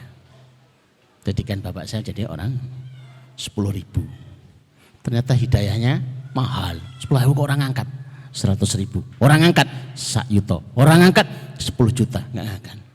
Ada seorang bapak yang masihkah kita ingat dengan Pak Dia? Wah, anak ini ya bablas. Ya sudah, sholatnya Pak Dia di masjid lagi aja lah, daripada kita ngikuti yang ini malah kehilangan Pak Dia, kehilangan yang lain-lainnya. Memang idealnya begitu. Idealnya begitu. Tapi kalau itu kondisi kita tidak ideal, ya sudah, kita ngikuti yang sudah ada itu. Jadi bagaimana kalau masjidnya tidak bisa nih? Masalahnya adzan itu haknya muadzin. Tapi kalau qomat itu haknya imam. Yang problem kalau imamnya banyak, gonta ganti gitu loh. Terus balapan loh. Begitu mau takbir, qomat gitu loh ya. Komati gitu ya. Kalau imamnya satu, maka kalau imam itu belum bilang qomat, maka tidak boleh dikomati. Tapi kalau imamnya ganti-ganti ya silahkan. Gitu ya imam ini. Rasulullah itu pernah sholat isya itu diadzani. Sahabat itu nunggu sampai jam 12 malam. Lah kenapa? Rasulullah nggak keluar-keluar dari rumah. Yo kelihatan lampunya itu. Yo ada. Wah, ini niatan nenek kita kan ngono sama dia. Entah ini sabar. Kalau Rasulullah belum keluar yo nggak dikomati gitu. Nah, di masjid-masjid kita kan imamnya banyak. Imamnya mau nyantai-nyantai, diimami yang lain gitu loh ya. Suwen. Bahkan kalau kelihatan imamnya biasa bacaannya panjang, loh ini didisi. Ini setelah anak butuh kita tergesa-gesa, cepet wae. Imam ini kurang profesional, suwi. Gitu Pak nih, mudah-mudahan difahamkan loh. Itu senang kalau kita itu sibuk mikir, tapi bagaimana caranya biar bisa sholat tuh seneng loh mikir itu loh. Segala caranya biar bisa sholat. Allah alam bisawab. Itu ya kalau ya jawaban dari Ustadz bisa difahami nggih. Mudah-mudahan apa yang menjadi pikiran kita sebagaimana yang tadi kita dengarkan bersama-sama, sibuk kita itu dalam memikirkan ibadah kepada Allah. Mudah-mudahan itu semua menjadi atmosfer yang terus mewarnai pikiran-pikiran kita. Allahumma amin. Satu lagi pertanyaan mungkin masih bisa. Monggo bagi yang tadi sudah mengangkat telunjuknya. Wih, ada 3. Ya, yang depan dulu. Mungkin nanti kita kasih kesempatan insya Allah yang belakang. Depan sini, Mas. Mbak minta tolong yang belakang untuk menyampaikan kepada Mbak yang di depan. Nomor 2. Ya. Assalamualaikum warahmatullahi wabarakatuh. Waalaikumsalam. Saya Alfi dari Bangkal. Mau tanya Ustadz, misalnya ini di sebuah keluarga, seorang bapak itu lebih wajib sholat di masjid atau mengimami orang-orang di rumah? Terima kasih. Assalamualaikum warahmatullahi wabarakatuh. Waalaikumsalam warahmatullahi wabarakatuh. Pertanyaannya Ustadz dari Mbak Alvin dari Bengkal gitu nggih. Seorang bapak itu lebih utama mengimami keluarganya di rumah untuk sholat berjamaah atau berjamaah di masjid? Gitu Ustadz. Bismillahirrahmanirrahim. Jadi ini beda kondisinya. Kalau normal sebaiknya bapak sholat di masjid. Kalau lagi tidak normal, suasana COVID-19 gitu ya, monggo bapak ibu milih yang mana, disesuaikan dengan aman di tempat masing-masing. Aman sholat berjamaah di masjid, sholatlah di masjid.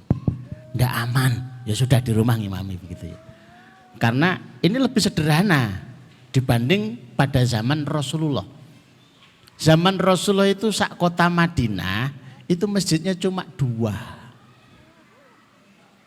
Masjid Nabawi dan Masjid Kuba. Sehingga ada yang berangkat untuk sholat, mengikuti sholat bersama Rasulullah. Untuk sholat berjamaah itu ada yang 10 menit sebelum adzan, ada yang 15 menit sebelum adzan. Lah jaraknya itu 10 kilo, 20 kilo, 30 kilo, berarti kan 1 jam sebelumnya. Ya memang begitu. Nah, kita kan masjid itu mulai banyak itu. Jadi begitu. Kalau kondisinya normal, sebaiknya di masjid bersama-sama dengan yang lainnya. Disebut sholat berjamaah bagi bapak-bapak itu ya di masjid. Kalau ibu-ibu dilihat la tamna'u ima'akum masajidallah. Jangan kamu larang istri-istri kamu sholat di masjid. Walaupun sholat mereka di rumah itu lebih baik. Apa maknanya? Coba dicek masing-masing kondisinya. Kalau dia sholat di masjid itu menimbulkan fitnah, ya nggak usah sholat di masjid. Begitu dia sholat di masjid, jamaah bapak-bapak tambah. Kenapa? Nah kae ono kae kon. Ada bunga desa gitu ya. Ada bunga RT. Ada bunga RW, kok tambah semangat begitu loh. Kemudian jamaah bapak-bapak bertambah. Berarti sholat di rumah saja. Punya anak-anak kecil ya sudah sholat di rumah. Sudah sepuh panjenengan usia 60. Umpama jalan itu ya nggak ada yang tertarik biasa mawon. Malah pada manggil itu mbah loh. Ya sudah sholat di masjid aja dapat tepat waktunya. Kemudian bisa dengarkan kajian dan bisa manfaat yang lainnya. Ya. Monggo itu diukur ibu-ibu masing-masing. Maka hikmahnya luar biasa. Kenapa kok enggak wajib itu ya? Karena ya ibu-ibu berbeda dengan bapak-bapak. Terlebih kalau bapak-bapak sholat di masjid itu untuk menghemat usia. Kerja sedikit dibayar banyak itu ya sholat 5 waktu itu. 27 kali lipat.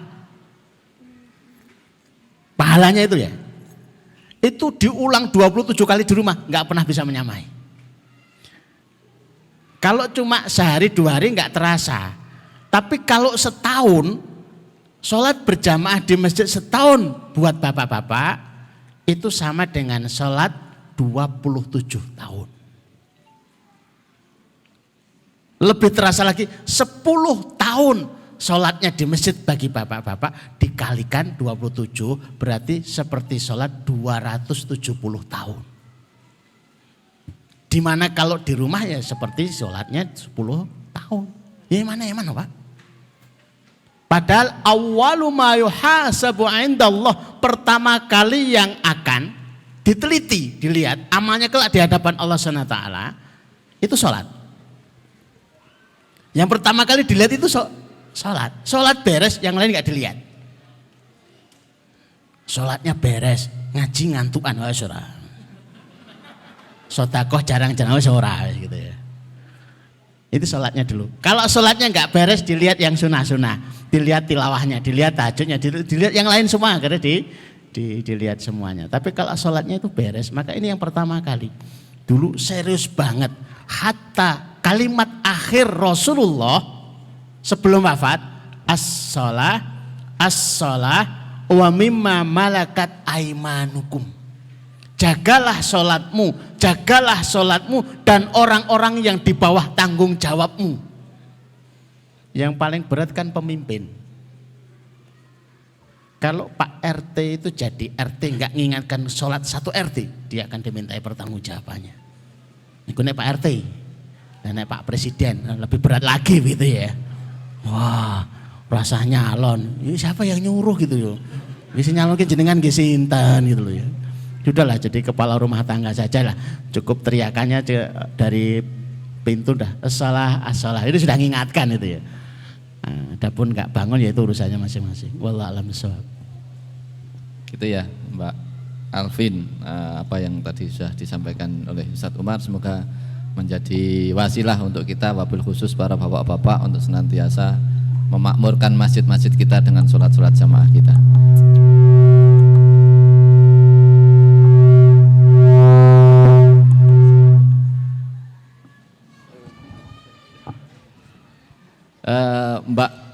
Ibu tadi yang di belakang, Mas, bisa dibawakan ke belakang pengeras suaranya, mikrofonnya.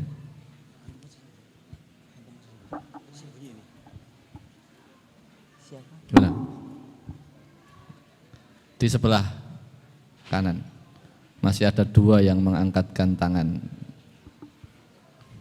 Monggo, dari yang belakang dulu atau yang depan dulu? Yang depan dulu. Monggo, Mbak. Assalamualaikum Ustadz. Saya Silvi dari Muntilan. Mau tanya, itu di tempat tinggal saya itu ada masjid. Itu kalau misalnya sholat adzannya itu 30 menit dari waktu sholat. Jadi terlambat, sangat terlambat sekali. Tapi di sebelah desa itu ada masjid yang tepat waktu. Nah itu kalau saya menyarankan untuk suami sama anak itu milih masjid atau ya ikut yang masjid di kampung itu. Tapi terlambat 30 menitan gitu. Terima kasih. Ya, pertanyaannya memilih masjid yang lebih awal atau yang paling dekat Ustaz? Maka pilihan itu yang nanti insya Allah menjadi manfaat. Iya, kalau ada dua masjid, ada yang tepat, ada yang kurang tepat, ya milih yang tepat. Kalau pas dia tepat. Kalau dia datangnya terlambat, ya milih masjid yang satunya.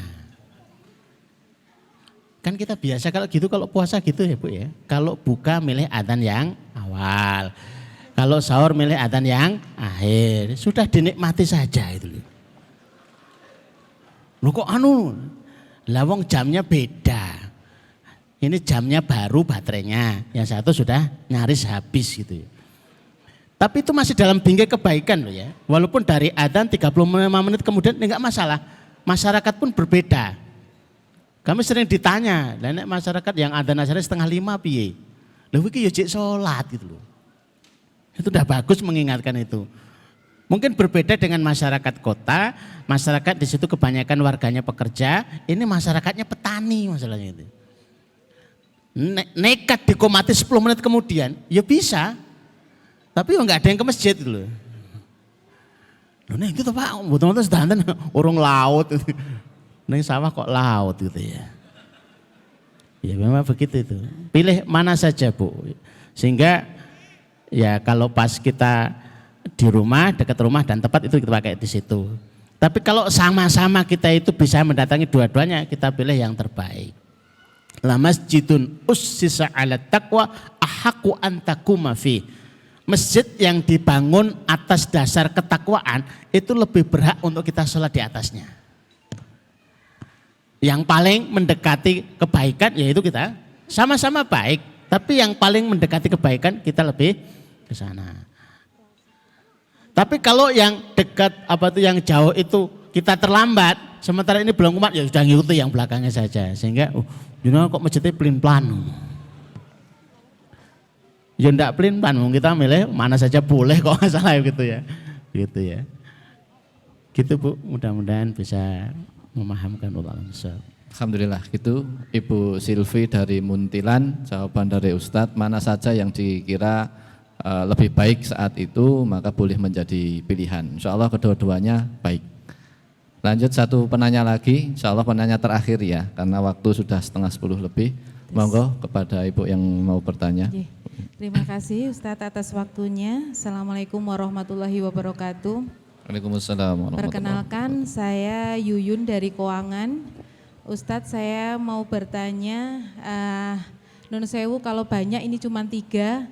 Yang pertama, bagaimana cara menghadirkan Allah dalam segala kegiatan kita. Seperti misalkan sholat, kita seakan-akan seperti sholat hanya menggugurkan kewajiban. Sementara sholat yang sebenarnya harusnya di situ adalah pertemuan kita dengan Allah. Bagaimana menumbuhkan rasa bahwa kita sedang bertemu Allah, maka di situ harusnya kita akan khusyuk dan kita dengan enteng, ringan bisa ngobrol lebih leluasa dengan Allah. Caranya bagaimana? Terus yang kedua, bagaimana ciri-ciri orang yang sudah mendapatkan hidayah? Seperti apa ciri-cirinya? Kadang kita pede bahwa saya sudah mendapatkan hidayah, tapi kadang belum tentu karena apa yang kita lakukan kadang masih jauh dari apa-apa yang disyariatkan Allah. Terus yang ketiga, yaitu mengenai sedekah dredeg itu tadi Ustadz. Apakah sedekah dredeg itu timbul dari hati kita dan itu harus disetujui oleh seluruh anggota keluarga atau mengikuti hati kita sendiri? Seperti itu mungkin Ustadz, mohon penjelasannya, mohon maaf apabila ada yang kurang berkenan. Terima kasih. Wassalamualaikum warahmatullahi wabarakatuh. Waalaikumsalam warahmatullahi wabarakatuh. Kepada Bapak Ibu semuanya harap bersabar karena ini pertanyaan terakhir tapi ternyata 3 pertanyaan gitu ya. Pertanyaan yang pertama dari Ibu Yuyun dari Keuangan yaitu bagaimana menghadirkan Allah di dalam setiap aktivitas kita. Nah, itu yang pertama. Pertanyaan yang kedua, bagaimana kita bisa melihat ciri-ciri orang yang telah mendapatkan hidayah, gitu kan. Pertanyaan yang ketiga adalah bagaimana teknis ketika kita ingin sodakoh ndredeg, gitu kan. Itu kemarin di kajian bersama Ustadz yang Jumat sore itu salah satu adalah cara menaikkan level finansial kita di poin yang ke-6 insya Allah itu sedekah ndredeg, gitu ya. Maka 3 pertanyaan ini Ustadz yang disampaikan oleh Bu Yuyun dari Keuangan, monggo disampaikan Ustadz.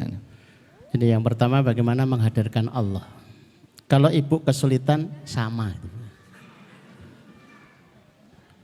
Dan dulu juga pernah ditanyakan para sahabat kepada Rasulullah. Ya Rasulullah, saya itu kalau bersama engkau itu seperti melihat surga. Dan seperti melihat gejolaknya neraka. Tapi kalau jauh darimu ya Rasul, lali. Rasulullah hanya misalnya, kalau kamu bisa menjaga dan mengikhtiari untuk menjaga rasa itu, malaikat akan mendatangimu dan memberikan salam. Kalau ibu bisa menghadirkan itu, maka berlaku hadis ini. Jenengan disalami malaikat, tiba-tiba ada assalamualaikum. Napak ora ono gitu. Ada salam tiba-tiba, malah jenengan takut malah itu. Kalau ibu sering berdoa kepada Allah, itu merasakan butuhnya lebih kepada Allah. Maka buatlah rasa butuh kita kepada Allah lebih dari rasa butuhnya anak kecil kepada ibunya. Dikit-dikit doa, dikit-dikit doa, dikit-dikit doa. Ketika kita sering meminta kepada Allah, kita itu bisa merasakan cinta kepada Allah. Ketika kita itu punya harapan kepada Allah, kita punya harapan, maka kita bisa merasakan, ya kita sering berdoa itu merasakan cinta, kita sering meminta itu merasakan harapan. Dan kalau kita itu melakukan dosa, kita itu ada rasa takut. Lah orang ibadah, di mana ibadah itu mengibadahi Allah, itu harus ada 3 rasa. Al-hubbu war-raja'u wal khaufu. Ada rasa cinta, ada rasa harap, dan ada rasa takut. Bagaimana menghadirkan 3 rasa itu? Maka dalam setiap ibadah, ya jenengan harus berdoa, minta kepada Allah. Ya minta, ya berharap. Maka orang yang jarang minta sama Allah itu masalah. Sehingga tidak merasakan takut kalau enggak ibadah. Ini kalau saya enggak tahajud perkoro gitu ya. Rezeki telat itu ya.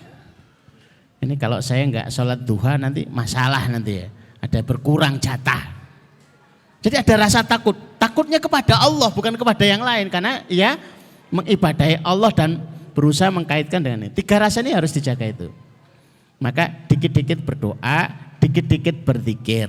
Itu akan bisa menghadirkan rasa diawasi terus oleh Allah Subhanahu wa taala. Ini yang paling mudah, sekalipun semuanya kita belajar mencoba untuk menghadirkan itu, termasuk saya pribadi juga seperti itu.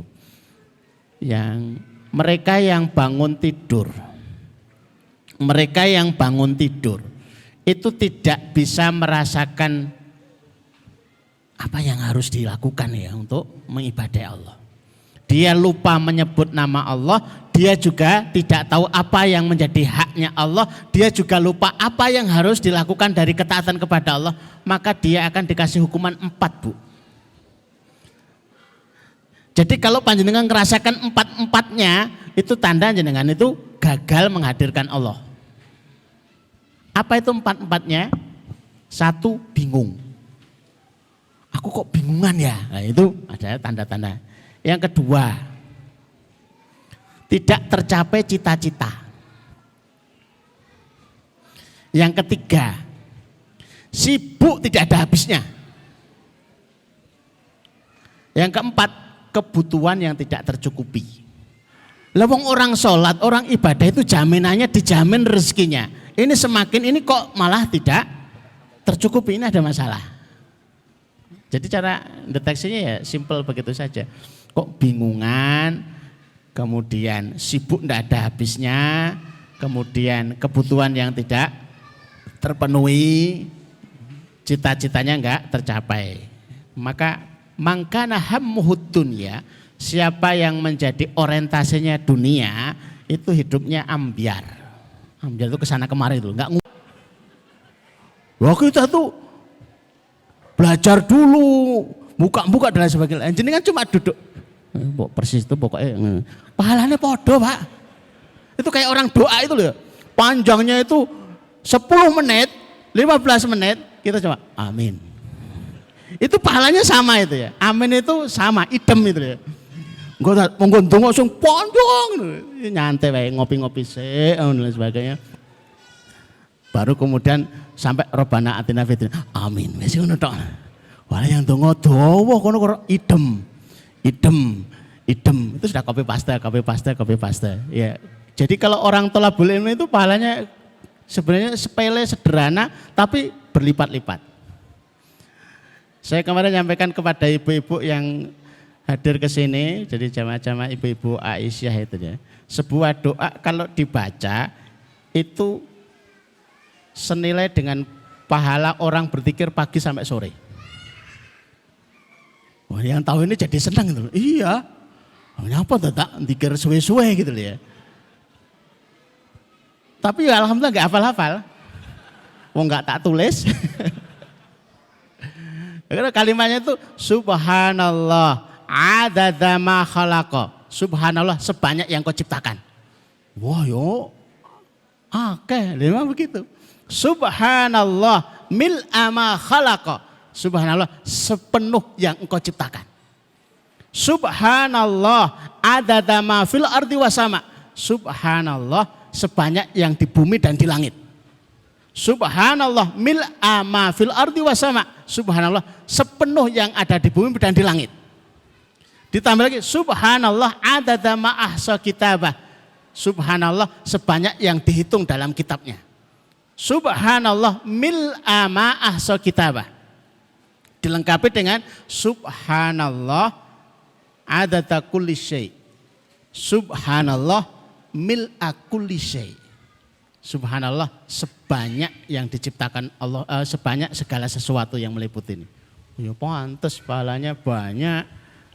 Sudah dirangkum semuanya dalam doa ini. Itu manfaat kita bermajelis ilmu seperti itu. Wallahu alam bishawab. Ya, jazakumullahu khairan katsiran Ustadz jawabannya. Ibu Yuyun sudah dijawab sama Ustadz. Mohon izin saya tidak mereview karena nanti jadi satu majelis lagi gitu ya. Bapak Ibu sekalian, kita sudah memasuki waktu jam 10. Insya Allah kita akan akhirkan majelis ilmu pagi hari ini. Sebelumnya ini saya mendapatkan informasi dari panitia bahwa menemukan uang Rp50.000. Tidak tahu tadi posisinya di mana. Panitia menemukan, manakala Bapak atau Ibu yang merasa kehilangan uang 50.000 ini nanti bisa menemui saya untuk mengambilnya. Manakala tidak ada dari Bapak Ibu yang mengambil uang ini, mohon ikhlasnya untuk saya masukkan ke kotak amal. Seperti itu nggih. Kita cukupkan majelis kita pada Ahad pagi ini. Alhamdulillah kita sudah membahas tentang keluarga super dalam subtema sholat. Mudah-mudahan kita menjadi keluarga-keluarga super di waktu-waktu yang akan datang. Mulai hari ini kita mengikhtiari dengan tema sholat ini. Nanti akan ada keluarga super dengan subtema yang selanjutnya. Semoga Allah Ta'ala memberikan kekuatan kepada kita semua untuk bisa senantiasa menghadiri majelis-majelis ilmu, wabil khusus yang ada di tempat ini, agar ilmu kita berkesinambungan waktu demi waktu. Saya yang membawakan acara, memoderatori acara ini banyak khilaf dan salah, tentunya untuk ikhlasnya dimaafkan. Waktu saya kembalikan kepada pembawa acara. Masih ada enggak ini pembawa acaranya? kayaknya sudah berpindah posisi ya, karena alhamdulillah lebih banyak yang hadir. Maka karena pembawa acaranya sudah tergusur, maka kita akhirkan kegiatan pagi ini dengan hamdalah dan doa penutup majelis bersama-sama. Alhamdulillahirabbil alamin, subhanakallahumma wa bihamdika asyhadu alla ilaha illa anta astaghfiruka wa atubu ilaik. Akhirul kalam. Assalamualaikum warahmatullahi wabarakatuh.